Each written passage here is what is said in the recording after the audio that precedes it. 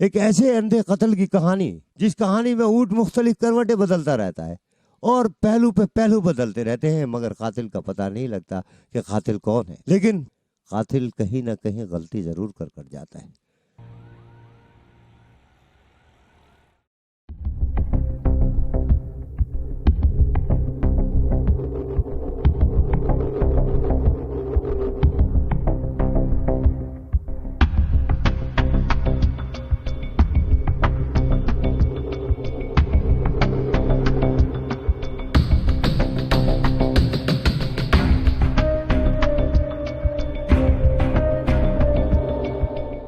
भाई ताने फोन किसने किया था?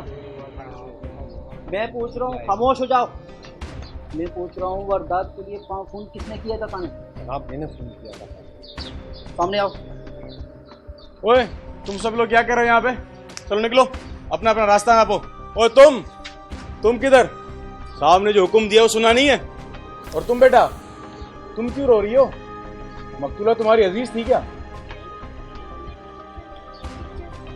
लड़की रुको। हाँ भाई, नाम क्या है तुम्हारा? जी मेरा नाम हाशिम है। हाशिम। साहब को बताओ हो क्या था? जनाब टीचर अदालत के यहाँ मेरी फीसी पड़ी हुई, उसी की अदायगी के लिए मैं यहाँ आया था। कैसे भी लाया था, कई बार मैंने कॉल बेल बजाई पर कोई जवाब ना मिला। मैं सोचता रहा क्या करूं क्या ना करूं। थोड़ा सा मैंने देखा तो दरवाज़ा खुला हुआ था। मैंने जब दरवाज़ा खोला, अंदर दाखिल हुआ तो सन्नाटा सा दिखाई दिया। मैं उनके लड़के को देखा, हसन भी नज़र नहीं आया। उसके बाद मैंने जब बेडरूम की तरफ देखा तो थोड़ा सा दरवाज़ा बेडरूम का भी खुला हुआ था। जब मैं अंदर दाखिल हुआ तो मैंने देखा मिस गजाला की लाश अंदर पड़ी हुई थी, गला कटी लाश अंदर पड़ी हुई। मैं एकदम घबरा के बाहर आया और मैंने थोड़ा शोर किया तो मोहल्ले में लोग भी जमा हुए। इसी दौरान मैंने 15 को इत्तला कर दी। रहते कहाँ? जनाब ये पड़ोस में तीसरा मकान मेरा है। ठीक है, तुम जा सकते हो। और हाँ, तफ्तीश के लिए बयान देने आएंगे। जी तो तुम्हें रुकना होगा, बयान देना होगा। जनाब जरूर जनाब। जा सकते हो तुम। मेहरबानी जनाब, मेहरबानी। जी बेटा, आप बताओ।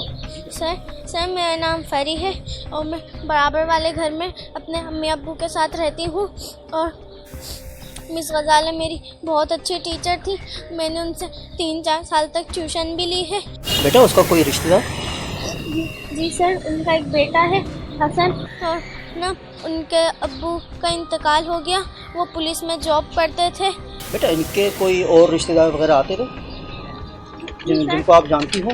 उनके ना एक लंबे कद के आदमी आते थे। उनकी एक गाड़ी भी थी, उनका नाम किसी को मालूम नहीं। ठीक है शाबाश बेटा, अब देखो शाबाश। चलो अब हम भी चलते हैं। इस्माइल, तुम लाश को पोस्टमार्टम जिना हॉस्पिटल के लिए ले जाओ और थाने जाके रोजनामचा में एंट्री करो। मकतूला का बेटा हसन आ जाए तो उनको मुदियत में FIR दर्ज करवा देना, और अगर ना आए तो तुम मुझे बता देना। ठीक है सर। FIR जाने तफ्तीश वाले जल्द से इसको सर से बलद से हटाओ। और हाँ, हमें स्टेडियम में मैच पर नफरी भी लगाएंगे। बाकी SP साहब से मैं खुद बात कर लूँगा, सब बता दूँगा। ठीक है सर, करवा दूँगा। बस जल्द से एम्बुलेंस बुलाओ। Okay sir.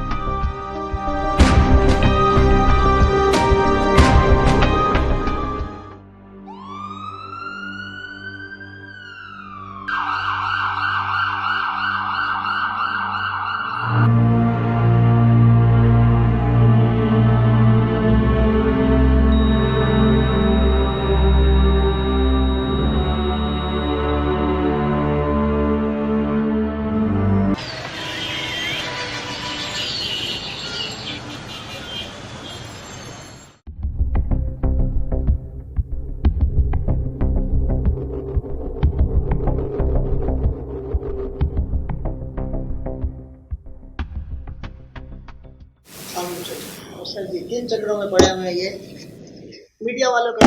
अल्लाह ही बचाए इनसे। ये किसी एक खबर के पीछे पड़ जाए ना तो अल्लाह ही बचाए इनसे। सही कह रहे हो ना सर। छोड़ो मीडिया वालों को। नासिर, जी सर। तुम इस्माइल का बयान ले लो जी सर। ताजदारी 161 के तहत। अभी मेरे सामने इनका बयान रिकॉर्ड कर लो। Okay sir. ठीक है? ठीक।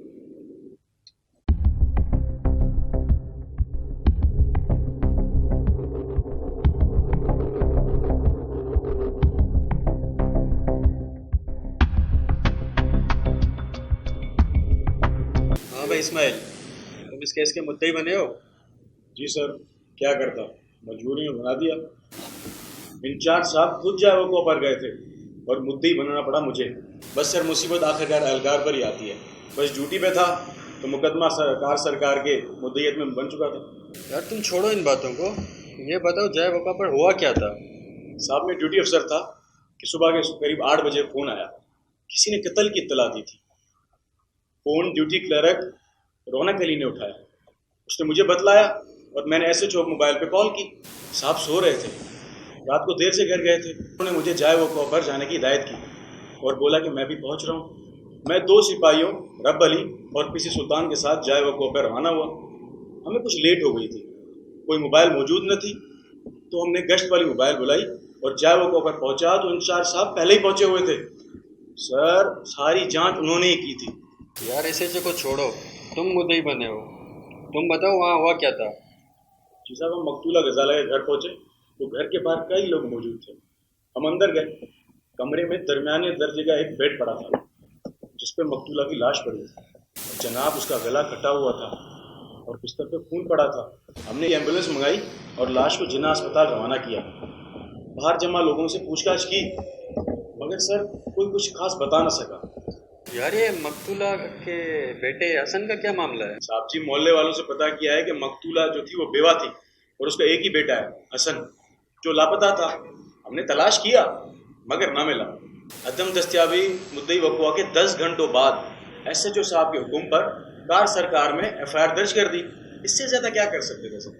ये बताओ जय वका पर तुम लोगों ने खून के नमूने लिए नहीं लिए? जी साहब जी, वो तो तफ्तीश वालों का काम है ना सर। तुम ऑपरेशन वालों का सिर्फ FIR दर्ज करना ही काम है और कोई काम नहीं है? जी जी साहब।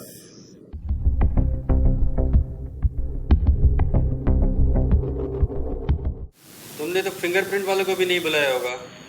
नहीं साहब, इंचार्ज साहब ने ऐसा कोई हुक्म ही नहीं दिया।